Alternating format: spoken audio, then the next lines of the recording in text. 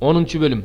Ошол учурда Теңир мага мындай деди. Мурунку Ташлоокторго окшош эки Ташлоок жасагында тоого чыгып, мага кел, жыгачтан сандык жаса. Ал Ташлоокторго сен сындырган мурунку Ташлоокторго жазылган сөздөрдү жазып берем. Сен аларды сандыкка салып кой. Ошондо мен акация жыгачынан сандык жасадым да, мурункудай эки Ташлоок жасап алып тоого чыктым. Ал эки Ташлоок менин колумда эле. Теңир ал Ташлоокторго силер чогулуп келген күнү тоодо от ичинен айткан мурунку Ташлоокторго жазылган 10 осуятты жазып, аларды мага берди.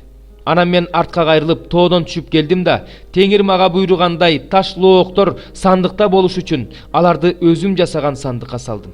Анан Ысрайыл уулдары Бейрот Беней Жаакандан чыгып Мосейрага жөнөштү.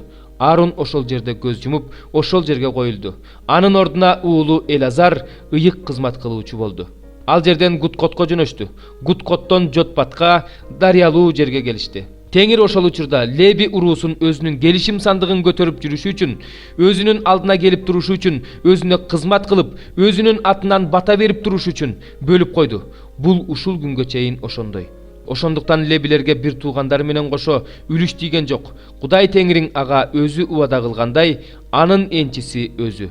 Мен тоодо мурункудай эле 40 күн 40 түн болдум. Теңир мени бул жолу да укту. Ошентип Теңир сени жок кылбай турган болду. Ошондо Теңир мага мындай деди. Тур, бул элдин алдына чүп жолго чык, алар барып, мен ата бабаларына берем деп убада кылган жерди ээлеп алышсын.